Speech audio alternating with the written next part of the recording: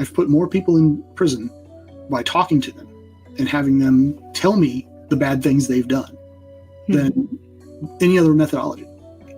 Okay, and everybody that is in your audience and you and me, we've all met people just like that who are very, very good. And a lot of people manipulate, but the people who are good at manipulating, they make you feel okay with it, even if you realize you're being manipulated right now. Do you have to train your brain to not only recognize what you subconsciously do, but also what other people subconsciously do? Is that a big component? It is. That's so fascinating. If you really want to boil it down to a single sentence, it's pay attention. That is the bottom line foundation of any good interrogation, is you've got to pay attention. Now, when I say pay attention, it sounds like a very glib response, but what I'm talking about is you got to pay attention to how you are coming across.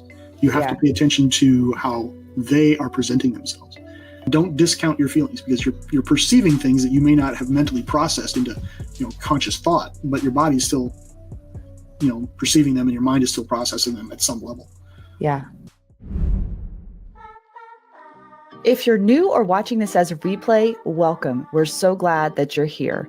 Please subscribe on Spotify, Apple Podcasts, and YouTube, and consider, if you're able, to become a paid subscriber on defenders-live.com. Your support is the only way I'm able to continue doing this labor of love. And also, if you're looking for exceptional firearms and self-defense training, go to defenders-usa.com and look at the calendar to see what's coming to your area this year.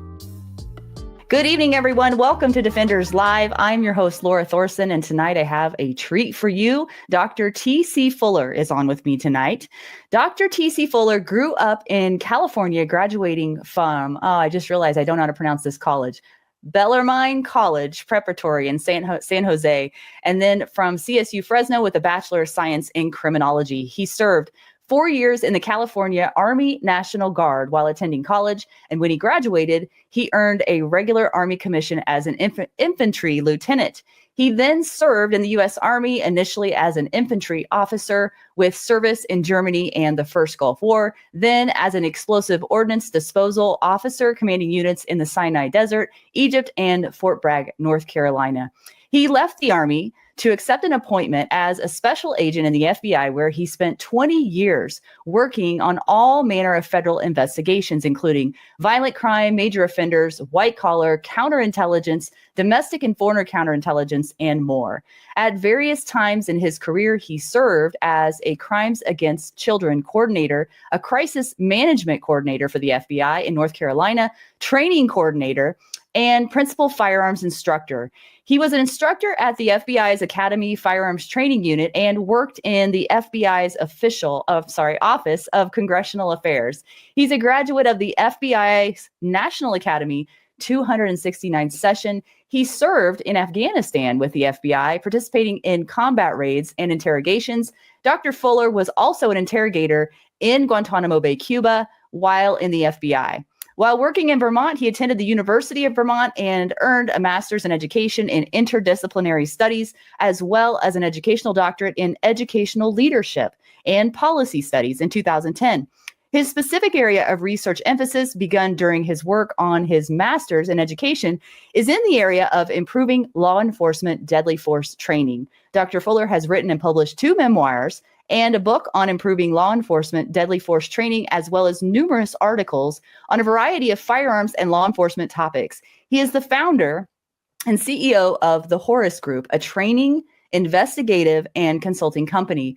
Now he's retired near Charlotte, North Carolina, and he says, quote, "I'm slowly going to pot and driving my wife nuts while trying to keep my kids from doing overly destructive things." So as you can tell, Dr. Fuller has a great sense of humor. I'm looking forward to this interview. Let's welcome Dr. Fuller onto the show. Hello, sir. Good evening, ma'am. How are you? I'm great. Thanks for your time. I really appreciate it. And I'm looking forward to unpacking some of this. There's so much, right?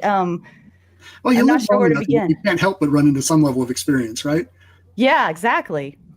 So I guess we should start sort of at the beginning. It's not like we're doing a life story here, but I am curious about the motivation behind all of this career. There have to be common threads throughout, I imagine. But how did this all begin? Going into the Army and then into the FBI? what were you thinking? What was your motivation behind this? Well, again, not to get too far afield, but I grew up in the 70s in California. My mom was who she was. She passed away when I was 10.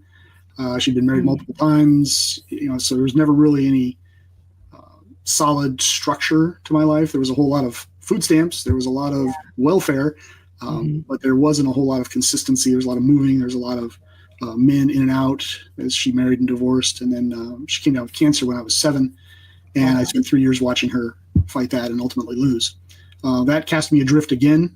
So I went back and lived with her first husband for a while. And then when I was 16, I went out on my own, which, probably had more to do with the fact that I was a huge pain in the ass than anything else, although looking back on it now from, a few decades and some fatherhood behind me, I can say, well, there's probably a pretty good reason why I was the way I was. Yeah. So when I got into college and I sort of floundered my way into the University of California, Santa Cruz, go banana slugs. A friend of mine had gone into ROTC, and he was a guy that we'd gone to college prep together, and he was a very driven guy. He was that guy as a freshman in high school that knew what he wanted to do for the next 20 years. And I was not that guy. And he got into ROTC at Fresno State, and he'd come up and visit me in Santa Cruz. And, I had long hair and I was surfing all the time and playing volleyball and chasing girls and, barely surviving my coursework. And he'd show up in his uniform with his haircut and his boots shined and just really looked squared away. And I'd always had, a thing about the military, I had always kind of gravitated towards that. And I think I've always been kind of a rules guy. And which is good because given the lifestyle I grew up in, it would have been very easy for me to go off the rails completely if I were a rule breaker. Yeah. And I could have ended up where stereotypically I probably should have ended up. But I didn't. And so he eventually convinced me, hey, come down to Fresno State and try ROTC. So I did. I transferred schools and I went down to the ROTC unit. He and I enlisted in the National Guard together, went off to basic training, and I took to that like a duck to water. Did you? I did. I honor graded out of my platoon. I conned the ROTC unit and to say, look, if you want me to contract with you, how about send me to jump school? Now, mind you, I had near a phobic scale reaction to height at that point in my life. So, the idea of heights terrified me.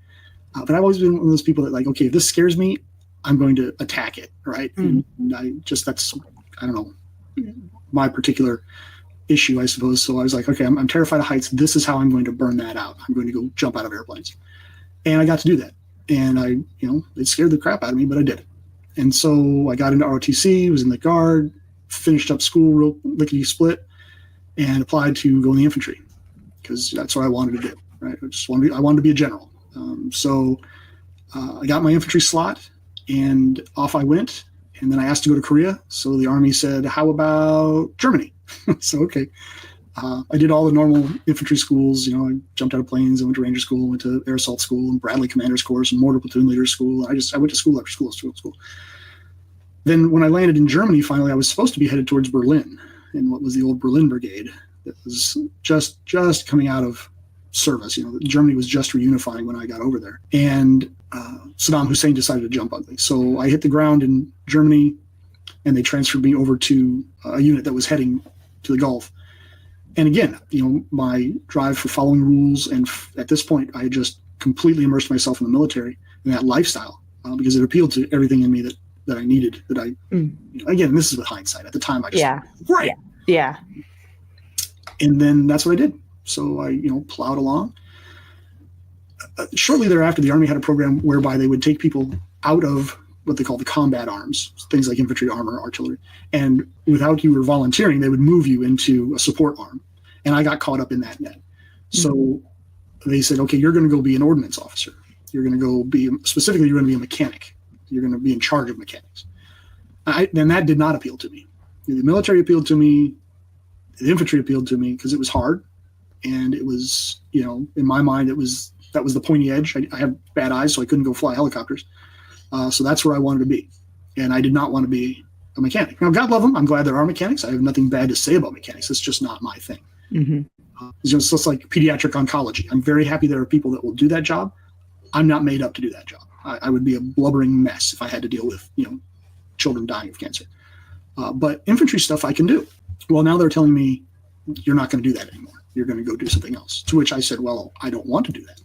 And if you're going to force me, I'll just resign my commission and I'll go do that for Walmart and make twice the money and won't get shot at with Scud missiles. How do you like them apples? I'm sure that came out that way, didn't it? It did not come out anything like that. So what I did was I looked around the Army. I said, well, what would I like to do? And it really came down to two things. I said, I would like to be either a special forces guy and, go be a Green Beret. So I put in an application packet for that because they would take you from wherever you were in the Army. If you qualified, they'd snatch you out. And I also applied for explosive ordnance disposal because that was an ordnance specific school. And I thought, okay, well, maybe I can sneak in there. And that's kind of cool too. And so I put both packets in probably within a couple of days of each other. And EOD responded very, very quickly and said, okay, you can go to EOD school. And I did the bird in the hand thing.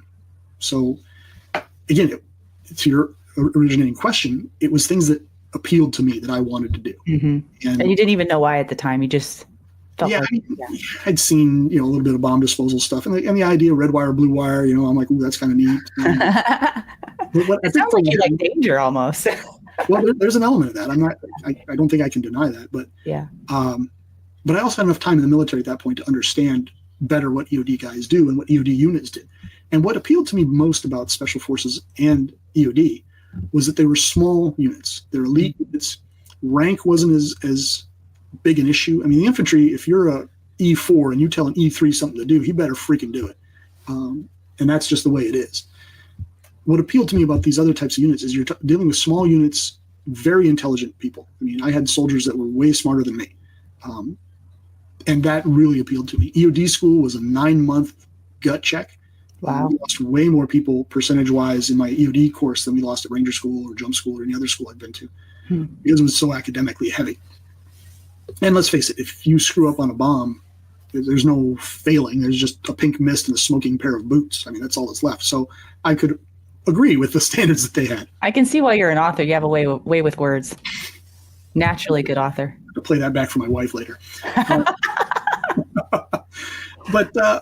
So EOD came along, and again, it appealed to me. I enjoyed it, and so I attacked that. And I wasn't necessarily excited about going back to the Middle East, but the Army in its infinite wisdom sent me to the Sinai Desert, and I was a commander of an EOD unit there for a year and had a great time. I mean, it was terrible that I was away from my wife and my, at the time, 4-year-old daughter for a year. I didn't enjoy that at all, but work-wise, as is with so many things, when you have, especially in law enforcement and the military, when the work is good, quality of life tends not to be so good. Mm-hmm. And it was very educational. I worked with some great people. We did some great stuff. How did that lead to the FBI, though? Excellent question. So I get back for my year, and I'm fortunate enough to get a second company command. Now, at the time, the Clinton drawdown was in effect. People were leaving the Army, getting thrown out of the Army. The military was just getting smaller. And I get back, and I'm at Fort Bragg, and I've got a second command. Which is very rare. So that bodes well for my career. But I'm looking at the writing on the wall and saying, okay, there's no war on the horizon. Historically speaking, yeah, there'll probably be another one, but when, where, I don't know. I have enough self-awareness to recognize that my bosses traditionally love me or despise me. I have that mouth that makes bosses either laugh or just mince the chalkboard. And all I would have to do is run into the one wrong boss and my career would be over. So I kind of was thinking, all right, I've done everything I really want to do in the Army. I'd still love to be a general, but I've also got this little girl, and I've been gone for 3 years of the last 5 of her life. And I've seen enough lieutenant colonels that are divorced, their daughters are teenagers and they're out of control, their sons are out of control. And I see myself on that path just because I'll be gone. I'll be prioritizing the military so much. And I really didn't want to be that kind of father. I'd had that kind of father, and I was like, okay, this is maybe not the best path for me in the way I'd want to go. Well, I had a friend that was applying to the FBI, and I was actually in the FBI Academy when I got back from the Sinai. And he and I had known each other for years. We'd been in ROTC together. We'd served together in Germany in the same unit.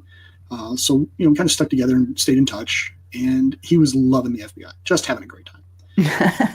And as you mentioned in my bio, my bachelor's degree is in criminology. So I had that interest in crime and law enforcement. And I had talked to the FBI while I was in school at a job fair or something. And of course they said, look, the average application age is 30. You have a long time to go live your life, do well, and then come talk to us. Well, also consider that Oklahoma City had just happened right before I went to the Sinai. And so a year had passed. I was back, in Fort Bragg, and the FBI was going gangbusters on anything having to do with bombs, anything having to do with militias and domestic terrorism. So they were looking for those kind of people. So all of a sudden, I had a skill set that might prove more valuable to the FBI than just another white male with a criminology degree, because there's a bazillion of us. So I said, well, all right, I'll give it a try. But truth be told, Laura, I figured they hire adults. They're not going to hire me. How old were you then? I was 29 when I started that process. Okay. And I was 30 when I was eventually hired, because it took about 15 months. It's not like you fill out a single page document and you get hired and you're on the next shift at McDonald's. It was a lengthy process. And every wicket that I passed through, I thought to myself, well, okay, I passed that one. I certainly won't pass. Surely they'll wise up and form and then I'd pass the next one. I go, okay, well, obviously they're not on the ball over there. And the day came, and it was really interesting. It was all in the same week. I received my officer evaluation review for the year, which was stellar. I received the Army's highest peacetime award for heroism, called the Soldier's Medal, which I'd earned in the Sinai, and it had just eventually caught up to me. I was notified that I was a finalist for something called the Olmsted Scholarship in the Army, which would have covered graduate school in a foreign country, language training, graduate school back in the United States. I mean, it was really a big deal. So I was looking at that, and then I also received my acceptance letter with the FBI. Wow. So yeah, it was a pretty big week. So I ended up at the kitchen table, literally with all these documents in front of me, and my wife, and we sat down and we're like, okay, we got to figure this out. This is life-changing decision time. Yeah. It's very rare that you have that moment, right? Where you can just see plainly, this decision is going to impact everybody in this house. Yeah. Forever. And, we went back and forth and went this way and that way and the other way. And then I pulled out a pay chart, as sad as that is to say. And I looked at what an FBI agent makes when they're first hired, and then what they make in 5 years, which basically doubles from day one to day one of your fifth year. And I looked at the Army pay chart, and I was like, wow, in 5 years I could be making more than a general. Well, interesting. And I don't have to go to another war, and I'm home every day. And so I settled on, okay, we'll do the FBI. And, the truth of the matter is that had appealed to me just like the Army did. The structure, mission, the levels of risk, the variety. I mean, there's just a ton of things you can do in the FBI. When I came in, there was something like 350, 375 violations, federal violations, that FBI agents investigated. Now it's up to, 450 or something like that.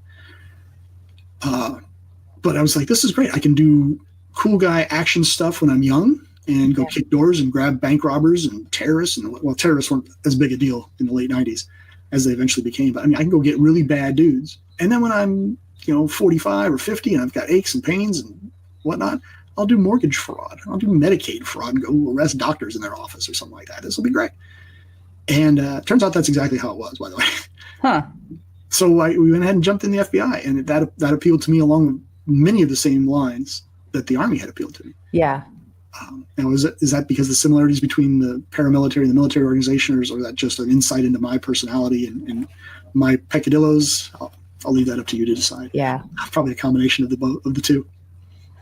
Well, it's sort of the attraction that got me on those paths.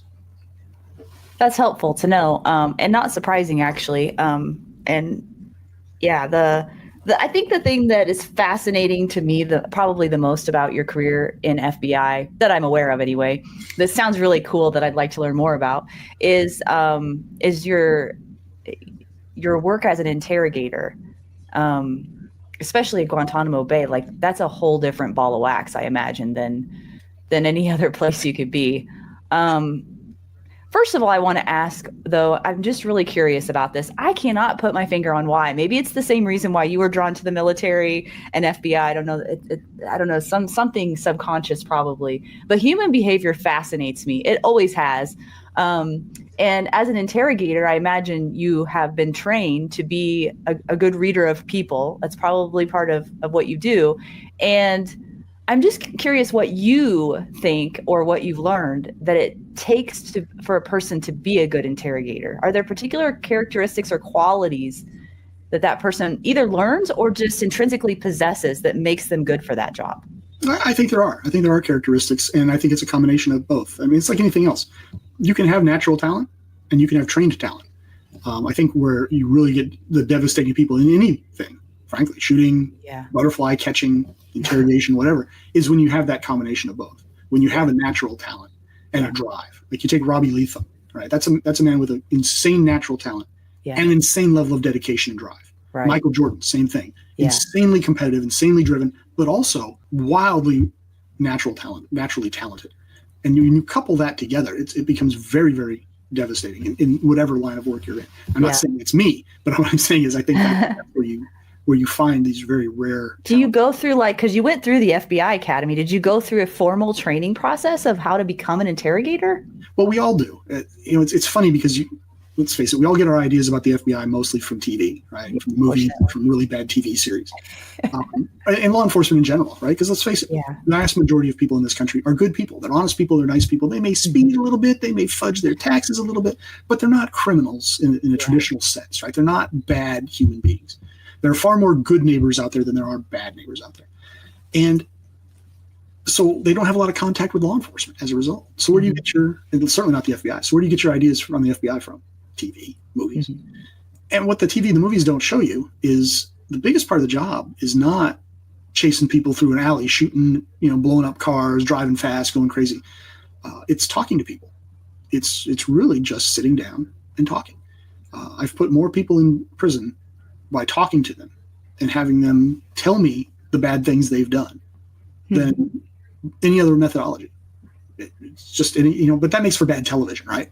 If it's like my dinner with Andre, no one's going to tune in every week to find out what's going on, right? Right. But that's the truth of the matter. So what the FBI does, and I was also a new agent recruiter. I did the recruiting for the FBI in my field office. What they're very good about doing is hiring the same person over and over and over again. And the FBI has identified the traits that they want in an FBI agent. And what you find is I shouldn't say that, we are very manipulative people. We're very skilled at just getting our way. Okay. And everybody that is in your audience and you and me, we've all met people just like that who are very, very good. And a lot of people manipulate, but the people who are good at manipulating, they make you feel okay with it. Even if you realize you're being manipulated right now. If you have kids, that's a great example. Your kids will manipulate the holy bejesus out of you at age 3. Right? But they're so adorable. You're like, oh, okay, that's a piece of candy. That's fine. You're being manipulated, but it still happens. So the FBI hires type A, anal retentive, win at all costs people. They're intelligent. There's a baseline of intellect. And so that's the raw material that they feed into the FBI Academy. So you've already got good stock, if you will. And then you get some fantastic training, most of which is given by experienced agents. So your instructors are either experienced agents in this particular field that they're teaching in, or they are civilian subject matter experts. Civilian, I get it. FBI is a civilian organization, but non-law enforcement personnel, but with 20, 30, 40 years experience. Sometimes you get both. Sometimes you get someone who's a retired agent with 20 years on the job doing the job, and then another 20 years teaching this particular subject. So it's sort of like an apprenticeship almost? It's almost like a university. It's like a master's course university. Wow. But to your point, once you finish the academy, now you've got 2 years of probationary status, 2 years in which you can get fired with a sneeze. And that's where your apprenticeship takes place. That's where you're learning the job. That's where you're going out on interviews. And, at first, a lot of places, what they'll do is they'll give you backgrounds. So you'll have to go out and do background checks. Somebody's going to get White House clearance. They're going to have access to go in and out of the White House. Well, they need a clearance to do that. Somebody has to conduct a background investigation. The vast majority of those run to the FBI. So we would go and do backgrounds. Well, background checks tend to be fairly vanilla. They're not hostile. You're not talking to a potential bank robber that just killed 6 people and he might shoot you in the face. You're talking to the guy's grandmother, or you're talking to his next door neighbor. So you get a lot of practice talking to people. You're going out with a more seasoned agent who's guiding you along in that process. And that's what you're doing day in and day out. In my particular case, I really enjoyed that piece of things. So I paid a lot of attention when I was at the academy. I really, really dove into it. And then I did as much as I could once I got up to Vermont. And Vermont's a small office, so there was no getting kind of cubbyholed on a big squad where you were just fetching coffee for senior agents for 5 years. We didn't have enough staffing to allow that to happen. So I had to go out and do interviews. I had to go out and talk to local police officers. Well, you're going to talk to the local police officer different than you're going to talk to a bank president, who's different than a heroin addict that's in an alleyway. But you got to figure out how to do it. And you make mistakes and you screw up and what have you, but you learn from it. And that was kind of my route to getting down to Guantanamo Bay. Was there an academic component to it, though? You said that was like a university. The FBI Academy. I think from watching television, it's all just, running fast, shooting guns, driving cars fast. And there's a lot of that, which is very exciting. It's a lot of fun. But there's even more academics. I mean, you have legal training that will just make your eyes bleed. You get more training on the Fourth Amendment than should be allowed by law. And so there's a ton of that academics, and there's a ton of interrogation academia. This sounds like way too much fun. Maybe I shouldn't be learning about all of this. I will tell you, my first week at the FBI Academy, when I went, it was 16 weeks. I think it's 20 or 24 now. It's longer. Oh, wow. The first week, now mind you, I'd just gotten out of the Army. And I show up there, and within the first 5 days, we're on a dedicated track wearing 5-point harnesses in these police package Caprice Classics, driving like scalded apes. Are you serious? Oh yeah, we're doing hand-to-hand combat, and I paid for. Oh yeah, I read your story about that. How you partnered up with the right guy so you wouldn't get hurt. Yeah, smart. That was really smart. Fun, right? We're throwing each other around, yelling, screaming, and then we're out on the range shooting. Yeah. I'm like, I get a free gun, I get free ammo, and 4 hours of world-class instruction. Oh my God, this is awesome. They really hook you. You need to stop talking now. You really do. Yeah. Well, that's really interesting to me. So, I'm wondering, just my own curiosity, I'm wondering how much of what you learn through interrogation and just learning about human behavior in general, do you have to train your brain to not only recognize what you subconsciously do, but also what other people subconsciously do? Is that a big component? It is. That's so fascinating. If you really want to boil it down to a single sentence, it's pay attention. Oh. That is the bottom line foundation of any good interrogation is you've got to pay attention. Now, when I say pay attention, it sounds like a very glib response, but what I'm talking about is you got to pay attention to how you are coming across. You have to pay attention to how they are presenting themselves. And why, probably. And then you got to kind of figure out why. I mean, one of the basic things you do when you first sit down with somebody is you baseline them. Okay? Mm-hmm. Yeah, I've heard about this. Right. So you just talk to them. Just talk. And what you're doing is you're just trying to get an idea of how they normally are. Right? If they're normally really jittery and bouncy, and when you first sit down with them, that might be because there's an adrenaline dump because they're scared to death because they're talking to an FBI agent. And that can be very terrifying for some people. Yeah. But after 5 or 10 minutes, if that's just a reaction, they're going to calm down. Well, if after 5 or 10 minutes they're still jumpy, maybe they're on something. Maybe that's just who they are. Yeah. In your particular case, as we're sitting here interviewing, you don't bounce around a whole lot.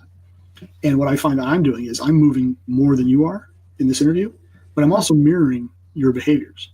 Okay? Consciously you're doing that? That's not really a conscious thing, is it? Oh, sure it is.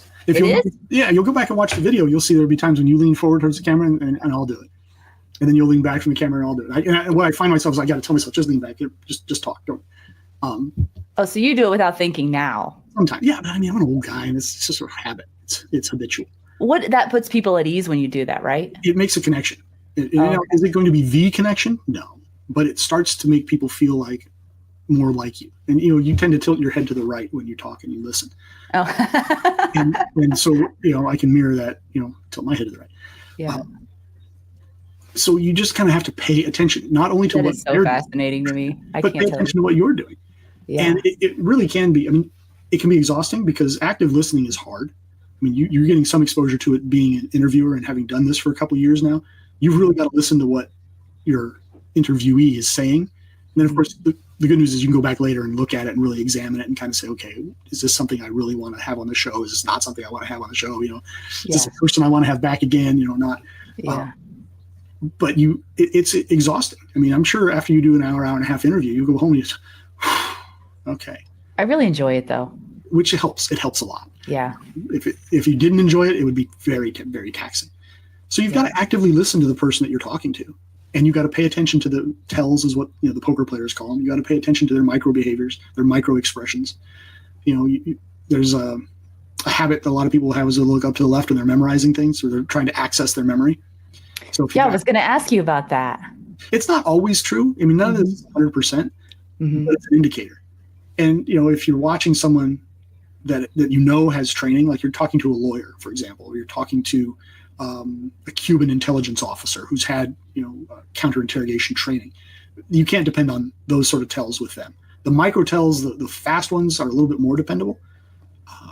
But that should just give you an idea, a point, a sign, point you in the right direction. But you can't say it's absolute gospel truth. Right. It never is. And so that's why baseline is so important, right?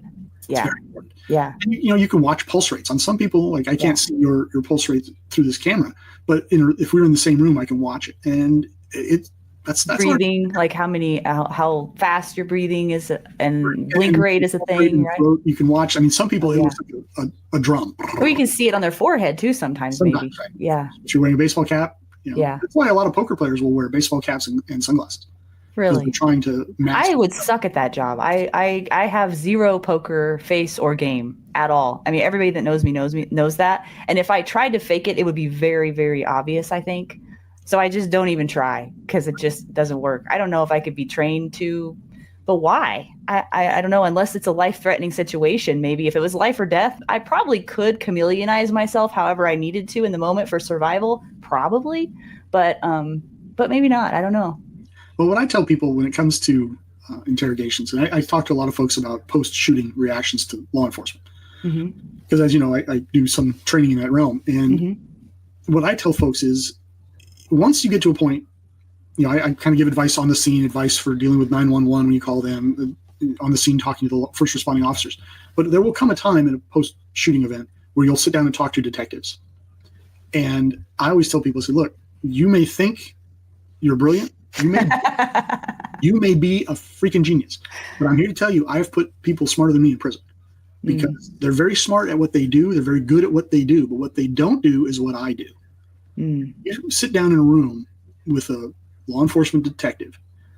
That's a trained, experienced officer. This is his day job. This is what he does for a living. This is not what you do for a living. Right. Even if your name is Skittles and you've done 20 years inside, you may be a very good liar, but he's a very good interrogator. Most of the people that you'll have watch this show, yourself included, are honest folks. They're good folks. They're not professional liars. Yeah, and I don't think I want to be one, honestly. You don't want to be, right? I don't think I want that skill. I mean, if you're that, then your life might have taken a very, very odd turn. Yeah. But you sit down and try to pull one over on these detectives. You're playing grade school t-ball against the New York Yankees. You really got to understand the difference between a skilled amateur, if that's what you are, and a professional. And of course, the easy translation is shooting or driving. But it has the experience of driving. I mean, if you've shot some of the big competitions, you'll see a huge difference between the guy who's the dominant force at his local club and, Mike Seeklander or Rob Leatham or Max Michel, right? I mean, the difference is night and day. Night and day. And, you go out and you drive a car and you're like, I haven't met a guy yet from America that doesn't think he's a great driver. But you put him on a track with a NASCAR professional and it's not no contest.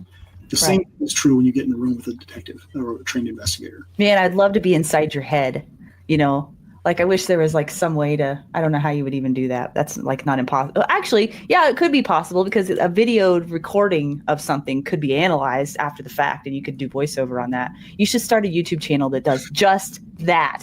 I would subscribe. I would pay money, actually. Yeah, that would be fascinating to me. Patreon, here we come. Yeah, there's a business idea for you. Thank you. Yeah. So I was just reading this book by Dan Schilling called The Power of Awareness. And in that book, he talks about microtells. And I want to say this, correct me if I'm wrong, if I read this incorrectly, but one of the microtells that he said that people thinking about doing you harm will almost always have right before they act on it is a microtell of contempt, which means that they don't value, they look at you different than a human. They just look at you as an object in that micro expression. Do you agree with that or disagree with that? Or what do you think? I don't feel strongly enough about it to disagree with that. And it certainly makes things easier. He said it was like one corner of your mouth barely raised. Is that contempt? Or what other? It certainly could be. I mean, he's obviously done more of an in-depth study of this topic than I have. Yeah. But I will say that there is an entire science around sort of precursors to attack. Yeah. And again, none of them are absolute 100% in every human being. Right. I would struggle with that if that's what the author is saying. But if he's saying that when you start to see these particular signs, because there's really no sign whatsoever of violence and then bang, it happens. Right. Typically, there's all kinds of small indicators leading up to the final attack. And so an expression of contempt would not surprise me at all. And if somebody who's an expert in microtells, which I am not, says that is the case, then I'd be willing to read their research and see what they have to say about it. From your experience, that the one side of the mouth coming up just a little bit, is that contempt? Did I read that correctly? I would put that into that. I mean, I would certainly. It's hard for me to say that that's what you do when you're contemptuous of someone. What I could do if I sat down with you for a while and talked to you for a while is then I'd be in a much better position to say, oh yeah, every time she's feeling contemptuous of someone or something, I get that slight sneer on the face. Sneer, that was the word that he used. Okay. I would be able to make that, leap on an individual, but I do not feel comfortable saying that of everyone, if that makes sense. Yeah, he probably didn't say everyone. I probably just read into that. It seemed like it was just something that really stuck out to me as something I needed to remember. And I will tell you, learning about microtells and paying attention to microtells is not ever going to serve you in bad stead. I mean, that would be a good thing to do regardless, because you're going to create a mosaic of a person, right? Any person you meet under any circumstances, you're assembling information about them so that you can kind of design how you think of them. And you're going to kind of cubbyhole them. And then as you get more information, you'll fill that out and it'll become a more accurate picture. And so microtells and your knowledge of microtells and paying attention to the level you need to in order to spot the microtells, that is going to feed even more information into your rubric by which to base your decision on these people. Gavin de Becker's book, it's a good book. Fear is really helpful in that regard because, I have some issues with that book, but I will say this: he does a great job of convincing you that you should pay attention to other people and you should pay attention to your own gut, your own feelings. Well, of course, your feelings are based on perceptions you don't consciously make. Right. And I talk about this quite a bit to women because women get the hinkies on people all the time. And we just kind of we lumber along like the big dummies we are. Just because of the nature of our society and the nature of male-female relationships and the risks that are involved therein, women are much better about paying attention to those things on average. Now, certainly there are outliers, there are exceptions to that. I shouldn't paint with such a broad brush. Yeah, it probably just depends on how distracted you are as a human. This day and age. You want to happen, right? I mean, if you find somebody just absolutely fascinating, it's easier for you to glaze over the warning signs. Right? Yeah. But the idea behind Becker's book is really pay attention. Yeah. Pay attention. And don't discount your feelings because you're perceiving things that you may not have mentally processed into, conscious thought, but your body's still, perceiving them and your mind is still processing them at some level. Yeah. Hey guys, I want to offer you something that is a personal touch, something special that I can share with you to help you grow and develop along this journey in this path as a defender. And what I'm offering is a monthly live call that you can participate in. And we're going to be talking about the 4 areas that I believe all defenders of life should be strong in. And those are physical fitness, emotional fitness, spiritual fitness, and training. So if you're interested in learning about those things and developing yourself throughout that journey, I'm here to help you. And I want my paid subscribers to have that personal touch of getting to talk with me one-on-one in this group call and sharing with others and encouraging others along this path. So if you'd like to get in on those calls, go to defenders-live.com, become a paid subscriber. I cannot wait to see you there. And thank you so much for your support of Defenders Live. Let me see what else I have here. By all means. Oh, this is a good one. I don't know how much you can say about it, but this comes from your experience in the FBI and the book Empathy for the Devil. And this just popped in my head. I was wondering, I hope I don't get in trouble for asking you this, but I was wondering if it's ever hard. There were times like in the book here, it says, I'll read this part. Quote, I have spent over 30 years of my life dealing with some of our nation's most closely guarded secrets, both in the military and in federal law enforcement. I have been trained, briefed, debriefed, polygraphed, read in, read out, and admonished about the requirements of high-level clearances, the need to keep stuff secret, the risks involved in disclosing anything I learned in that process, and the draconian punishments for screwing that up. So I read that and I thought to myself, wow, that would be really hard for me to keep secrets from the people closest to me, knowing all of that. And And so, yeah, that was my question. Is it ever hard, especially for the people that are closest to you, to keep the secrets? Or do you just become so used to it that it just isn't a big deal anymore? I mean, for me, that would be difficult. Yeah, and for some people, it's very difficult. In my particular case, I always tried really, really hard with my first wife to leave work at home. Or leave work at work. I was like, wait a second. Yeah. But to leave it at home, and especially when I was dealing with crimes against children, the whole reason to deal with that elsewhere is so that it didn't make its way into my house. The same with my time in combat. I dealt with that overseas so that the people that were closest to me wouldn't have to be exposed to that and wouldn't have to deal with that, wouldn't have to think about that. So I had no interest in sharing that with those people that were the closest to me. So it was very easy for me to leave that out. Now, sometimes that meant I had to deal with stuff that was traumatic and difficult on my own and find ways that, were not always necessarily the best way. And I'm sure my behaviors, in that information vacuum oftentimes were, less than perfect. With my current wife, she's an agent as well. She's also an attorney. So she's very used to keeping attorney-client privilege to herself. She's very used to keeping FBI information to herself. Her father's a retired agent, so she grew up in that environment. I spent my life in that environment. So it's very funny. She comes home from work. I'm like, how's work? Fine. And that's all we say, right? Because I know the job, and I know that you can't tell me these things, and I'm not going to be that guy that pushes you to make you tell me things. It's a totally different life. It does. And it's you make it work, right? It's just like anything else. You deal with the limitations that you have and you move on. But you got to understand, it's not like one day you just flip a switch, right? It takes time to get into that. It takes time to get into a position where you're trusted with this information. You get to work your way into keeping those secrets. And it doesn't help when they start talking about prison time and lawsuits and, here are the repercussions if you don't do this. So that's serious. A carrot and a stick approach there. Was there ever a time where you were in an investigation or an interrogation room or whatever? And this is, again, probably revealing my ignorance to this, but how do you learn new things unless you ask the questions? Were there ever any times where you were in an investigation or an interrogation room and you felt you were scared, like you felt like physically scared about somebody in front of you, or because they were a really bad dude? And I don't know. No, it's a valid question. And I will tell you this.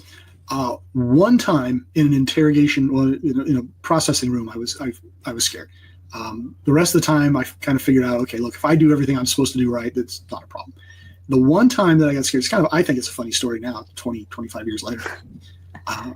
I'm up in Vermont. I'm in Burlington, Vermont, which is over by Lake Champlain, about 30 miles from the Canadian border, 35 miles. And I get a phone call. And we had this deal in Vermont. There's so few of us that if you answer the phone and you got a case, your case, right? You catch them, you clean them. Was the attitude. So I happened to answer the phone, and it was a call from a customs agent up in north of White River, way up in the northeast corner of Vermont, what we call the Northeast Kingdom. And they had got a Hell's Angel that had tried to pass through the border and had, I don't know, 20 grand unreported cash on him. That's a felony. So they scooped him and they arrested him. And once they got him in a room, they got his, it was winter, of course, so they got his jacket off him. He's wearing Hell's Angels colors, but he's wearing slick colors. So it just had a rocker in the bar and Hell's Angels on the back, had nothing else on it, which is very unusual. Right? Usually they have all kinds of patches, and if you know how to read the cut, which is what the vest is called, it has a lot of information on who this guy is. Well, this guy had none of that on there. So they're like, okay, let's make some phone calls. So they called me and they said, hey, we got this guy. We don't know what to do with him. We've arrested him for non-reporting the money.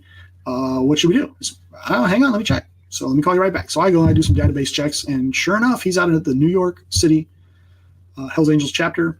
And I call down to New York. I get our guys that work the Hells Angels down there. I get one of the guys like, yeah, we're interested in him. He said, grab the cash, dump his pockets. We want to see everything he's got in his pockets, and get pictures of all his tattoos. Okay, cool. So I'm on it. So I hang up, call the customs guys. They ship him back down to Burlington. He's over at the marshal's office for his initial appearance. And I call over to the marshal, say, I need to come over and take some pictures of his tats and take a look at all this. Okay, not your problem. And their office is on the same floor of the federal building as ours at the time. So I just literally have to walk over. Well, I thought it was an office day, so I'm wearing like chinos and a chunky sweater. I look like somebody's dad. I'm 35 or whatever, he's 32. And I go strolling over there, and I looked the guy up, and he was 5'6", 170 pounds. So, not a big guy. And so I'm not thinking anything of it. I got my little digital camera and I stroll over there. I walk in to get the marshal that was there, was going to work with me. And he brings the guy into a processing room. And this freaking monster walks in the room. Laura, this guy was 290 pounds. He was 5% body fat. What? He was shaved head, tatted up. I'm like, holy crap. I'm looking at the driver's license photo. I'm like, this photo is 18 months old. Well, the guy had been roiding up for like 18 months. Oh, goody. Just jacking up the steroids and lifting weights. He was freaking, he was one of those guys I had to turn sideways to walk through the door. Huge. And he's looking at me just with that felon kind of, I'm going to rip your head off look, right? And I look at him, I go, now I'm cognizant of what I'm wearing. I'm like, oh boy. Okay, I look like freaking Mr. Rogers over here. And I said to him, hey, I need pictures of your tattoos. You're going to take your shirt off. And he looks at me, and he looks at the other marshal there, and he looks at me, and he goes, no. At which point I'm like, oh crap, he's going to fight. And he's not shackled. He's not cuffed up. Oh, I wondered about that. And I'm like, he's going to pick this U.S. Marshal up by the ankles and beat me to death with his body. This is going to be bad. I'm thinking, we just got to live long enough for everybody else to get in here. And so I'm thinking, fight or flight. I'm like, holy crap, this is going to hurt. Thank God that marshal was there. He was a senior guy, and he'd done 5 or 10 years down in D.C. in the tombs down there, working in the D.C. Jail system, which is all federal. And he goes right up and gets nose to nose with this guy. He says, we're getting those pictures. The only question is, are we going to have to wipe your blood off of them first? And I'm like, okay, that's it. Fight starts. Here we're all dead. Well, you're going to die. I'm going to be maimed. This is going to be bad. And the guy looks at him, and they trade looks for a while, and he goes, okay. At which point I started breathing again. Because, of course, in the lockup, I didn't have my gun, right? So it was going to happen. Oh, geez. So after that, I learned an important lesson about how to approach folks, how to make sure that I was always in a position where if it did break bad, I was not going to be on the wrong end of things. Oof. So, but, it's funny in retrospect. At the time, it was an intense couple of minutes, I'll tell you that. I love that story. So there's another story in, let me say the title here because I did. Painting Over Rust. So this is stories from 20 years and a 20-year odyssey in the FBI.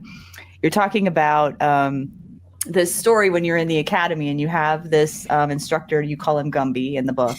And he has this little game, I guess you could say, that he plays with you guys at the end of class. And if you can guess the person who said the quote that he has in front of him, then you get to be dismissed. But if you get it wrong, then you have to do 20 push-ups before you leave class, before you're dismissed. And so this is where I learned that you love quotes. So I'm just curious, do you have one or two favorite quotes, and why are they your favorites? I really like the poem Invictus. I like that. My favorite quote, and I'm probably not any kind of special because of this, but I would have to say is from Kipling. It's his poem "If." I'm not sure if you're familiar with it, but the last stanza. And let's see if I can get this right. If you can talk with crowds and keep your virtue, or walk with kings nor lose the common touch, if neither foes nor loving friends can hurt you. If all men count with you, but none too much, if you can fill the unforgiving minute with 60 seconds worth of distance run, yours is the earth and everything in it, and which is more, you'll be a man, my son. That's a good one. I like that one. I think you got that right too. I just looked it up. Did I get it right? I mean, yeah, that's a good one. When I was in Bellarmine, my college prep school before college, that was a big punishment. If you screwed up, they make you memorize things. So I had to memorize that poem. I had to memorize The Raven one time. Another time I had to memorize Charge of the Light Brigade. And it was one of those things where that was detention. Come on in. You can leave as soon as you have this memorized. No kidding. It takes you 20 minutes, go home. It takes you 4 hours. We'll see you in 4 hours. Wow. Yeah. So one of my favorites is Man in the Arena. That's one of my favorite ones. Another great one, Teddy Roosevelt. Yeah. Mm-hmm. Yeah. That's a matter of fact, I think I have that hanging up on my son's room on the wall. Really? Yeah. I had to ask you that question. Not the critic who counts. That's right.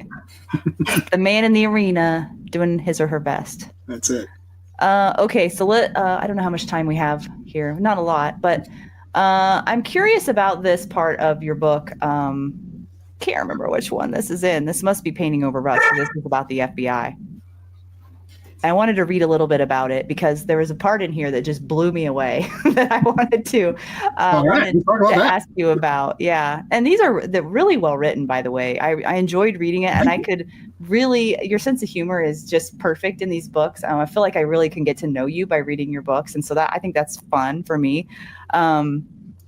Let's see, where is it? That's the kind of thing that goes straight to a writer's head. So just so you know that, I'll be talking that up over dinner tonight. Well, that's how I feel about it anyway. Thank you. So this quote in this book says, "I do not believe that anyone can fix a problem without first admitting there is a problem. It is an article of faith amongst FBI employees of any generation that our managers are not strong in the main. Exceptions exist, of course, and they tend to be noted and known far and wide. Given that there is precisely zero leadership training." Given that there is precisely zero leadership training provided to those who would be managers in the FBI, that is hardly surprising. I am hopeful that spotlighting this weakness here will help the Bureau understand just how bad things are in order to help move things in a different direction. I mean, I need comments on this. Yeah. No leadership training? Stunning, right? Stunning. And I've had this conversation with people in the FBI when I was in. I've had it since I've been out. And there's some movement towards getting some leadership training for the higher ranking folks. But in my mind, it's just too late by that point. It really is, because, you wait till somebody's 18 years into a 20-year career before you teach them how to lead. And they've already been selected for higher management, and they've already been through half a dozen management positions. But you wait until the very end to teach them that's ludicrous to me. Right. And for better or for worse, you look at things after being in the military through a lens of the military a lot. And look, you probably have a lot of viewers that have military experience. I will tell you, in the Army, if you want to become, go from the rank of E4 to the rank of E5, you have to go to what used to be called the Primary Leadership Development Course, PLDC. Probably has a different name by now. Before you were in charge of 5 other guys, or ladies. I'm using the gender neutral term guys. And then when you had to pass that, and then when you wanted to go from E5 to E6, you had to go to the basic NCO course. E6 to E7, another leadership course. E7 to E8, another one. Oh, you're going to be a first sergeant in charge of a unit? There's another school you have to go to. This is not it'd be nice if you did. You are not going anywhere until you get that school. And then you're going to be a sergeant major. You've got to go to another school. And for officers, same thing. Before you ever stand in front of a platoon, before I ever got in front of a platoon, I had 2 years of leadership training. And then I had a 4-month course of the infantry officer's basic course. And then, all the other different schools that they sent me to. And then when they put me in front of a platoon of soldiers, I had a E7 who was a 15-year experienced vet standing there next to me that was helping me be in charge, right? So you kind of think, well, that's the norm. And then I get in the FBI, and the FBI has the National Academy. We teach other people how to lead their organizations. We send agents out to talk to police departments. We bring in police leaders at all levels and train them in leadership and how to do the jobs that they're out there doing. But at no point do they take an FBI supervisor and say, hey, if you want to be a supervisor at the level you're at or the next level up, you must go to this course and you must pass it. They don't do it. They simply don't. And it's mind-blowing to me. That was mind-blowing to me. And we have a tradition in the FBI of a perception of weak leadership. And I think that is now publicly getting played out over the last several years to the FBI's detriment. And for those of us that have been in the Bureau and retired from the Bureau especially, it's not surprising. What's surprising is it's gone so long without being addressed. That's the surprising part. But if you get people who have 3 years of investigative experience before they get into management, and we have those people in the FBI, 3 years doing the job, and then they go become managers. And then you give them no management training. You give them management experience, but no training. 17 years later, they screw up in a wildly public fashion, and we all clutch our pearls and go, oh my God, how did this happen? Well, I'll tell you how it happened. It's patently obvious why it happened, because we're not providing training. And so I have a harder time blaming those individuals for these kind of level screw-ups as I do blaming the system. There's a systemic issue, and they just aren't addressing it. It just doesn't make sense, because you went through so much training in the academy. I mean, it seems like they know how to do it. So why? I just don't understand. It just doesn't make any sense to me. The simple answer is, look, you're a brick agent. You're working cases in San Francisco, and you're going to take a promotion. You're going to go to headquarters. and you're going to do 3 years there or so as a GS-14, and then you're going to look to get a squad, and you're going to be a squad supervisor out in the field. That's sort of the normal chain of promotion. Mm-hmm. Great. The simple rubric is, at some point while you're at headquarters, you have got to go to this 2-week school before you can apply to go lead in the field, or this 3-week school, this month-long school, whatever it is. Create the school, and then tell people, you want to go to the next level, you got to go to this school. Now, you also read in the book about the pay compression problems in the Bureau. Mm-hmm. So that is, I think, the reason that they don't do it is, one, they don't want to, and two, it would further limit the flow of people into management. The Bureau is traditionally short of managers. Well, like with anything, if you don't meet the standard, what do? You lower the standard. And if they raise the standard, a good argument could be then made for, you got to raise the pay, right? You want better people, you got to pay them better. Stands to reason. It's true anywhere else. Why wouldn't it be true here? So it's a simple solution. It's not an easy solution, if that makes sense. Mm-hmm. Very simple. As with most things. You got to get this training done, and there's going to be a cost involved. Mm-hmm. But to my mind, the cost is an investment, and it saves you the embarrassment, the screw-ups, the errors. There's a huge cost for not doing it. Right. I think. Yeah. Right. Well, I want to wrap up here with the 3 books that you've written. I have a question about the last one here, but I wrote a little, I have a little like what they are in case people are interested in knowing where to find them. The first book is called Painting Over Rust: Stories from a 20-Year Odyssey in the FBI. And it's a memoir detailing your 2-decade career as an FBI special agent, offering insights into various federal investigations and experiences. The second book is called Empathy for the Devil, a memoir recounting your tenure as an FBI interrogator at Guantanamo Bay, providing an inside look at the interrogation process and the complexities involved. And the third book, No Safe Alternative, a book focusing on improving law enforcement deadly force training, reflecting on your research and experience, expertise in this critical area. You're right, it has been a long day. And what I wanted to say about that third one is I noticed that, and where did the notes go? I'm wondering, this master's in education that you got, was that in part to improve, like the goal of that was in part to help improve the deadly force training in law enforcement? Like, that's a huge, huge commitment. It is. And the short answer to your question is yes. What got me motivated originally was I wanted a master's degree for personal achievement. There weren't a whole lot of bachelor's degrees in my family. Especially in the generation prior to mine. I had grandparents on one side that had degrees, but after that, it really slacked off. And so I wanted not just a bachelor's, that helped, but I wanted that master's as a personal achievement. And I had read Dave Grossman's work on killing, on combat, and that really motivated me to say, okay, Lieutenant Colonel Grossman has identified that we have this information. Mm-hmm. Why aren't we incorporating it into training? We know these certain things happen in combat. We know that these certain things happen pre and post deadly force scenario. We should be taking that information and working it into our training paradigms, but we weren't. So I said, okay, let's do that. And then I thought, okay, if I can make a change at the FBI, if I can change these things in the way the FBI does things, it will filter out into local and state and tribal law enforcement. Because in a lot of ways, the FBI can blaze the trail in these areas because we have the money and the time to invest into research. So that was my hope. And I also recognize, like, if I'm going to make changes in the FBI, I better have at least a master's degree. Otherwise, no one's going to listen to what I have to say. Yeah. So if I'm going to at least engender the conversation, the master's degree would help. Yeah.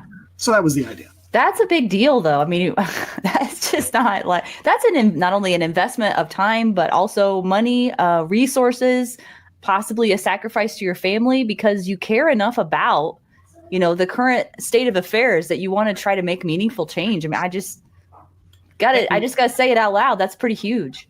Thank you. And that was really a motivator for me. I mean, it's very important to me. I look at it and I say it in the book. The single greatest responsibility we give young law enforcement officers, and in some cases 18, 19 years old, no academy training. I mean, that still happens in this country. And we give them a firearm and we put them on the street, and we don't just say you can, but we say in some situations you must administer deadly force without prior judicial review, without discussing it with legal scholars, without the time to make other decisions. We make it a mandatory condition of employment that you need to be able to pull the trigger on another human being. Mm-hmm. And yet we fail to give the best training possible in that. Mm-hmm. Well, I think that is a colossal disservice to a lot of very, very altruistic human beings. And to me, I found that. You're not the only one that thinks that. I mean, I've interviewed many, many men in law enforcement. I haven't interviewed any women in law enforcement yet. But they concur. They definitely say the same thing, and also say that they believe the problem is getting worse, not better. So I don't know what the future looks like, but I do want to plug where people can find your books before we get on another subject. If we do, are these the websites? tcfuller.com and thehorusgroup.net. And Horus, for those who are just listening and not watching, is spelled HORUS, thehorusgroup.net. Yes, those are. If you're looking for the books, the tcfuller.com is probably the fastest, easiest way to find the books. Okay. You can find them on thehorusgroup.net, but it's a little bit more convoluted. So yes, those are the websites that will work. And you have a Facebook page called TC Fuller Author Page. So if people are interested in checking that out, you guys can go there as well. Anything that we missed? Anything that you'd like the audience to know before we leave? Because what if I don't get to talk to you again? Heaven forfend. I mean, this has been so much fun. If you ever want to talk again, just let me know. We'll make it happen. I from my perspective, just don't stop learning, right? Pick up books, talk to people, listen to podcasts. There's just too much to know in this world. And I find that the more you know, the more of that sort of education you have, the more tools you bring to any dispute, any difficulty that you might run into. And to my mind, that just means people are less likely to be violent to each other. And in this day and age, that seems like everybody wants to fight with one another. Everybody wants to argue and yell and scream and throw bricks and bombs and everything else. Hey, let's try to avoid that. Let's just try to avoid that. Goes a long way. If we can just be a little bit better about alternative solutions to things, why not? Right. Totally agree. Well, you guys should go get TC's books. Get all three of them, or get one that looks the most exciting to you, because I guarantee you once you start reading one of them, you're going to want to read the rest. So, but just if you want, just start with the one that I'm most interested in is Empathy for the Devil. I mean, how could that not be fascinating by itself? And your career is fascinating. You've just been so kind with your time and with all of my questions. I really appreciate you, and I hope that I'll get to see you again someday. Well, thank you so very much for having me on. I hope we've provided good quality entertainment for your audience.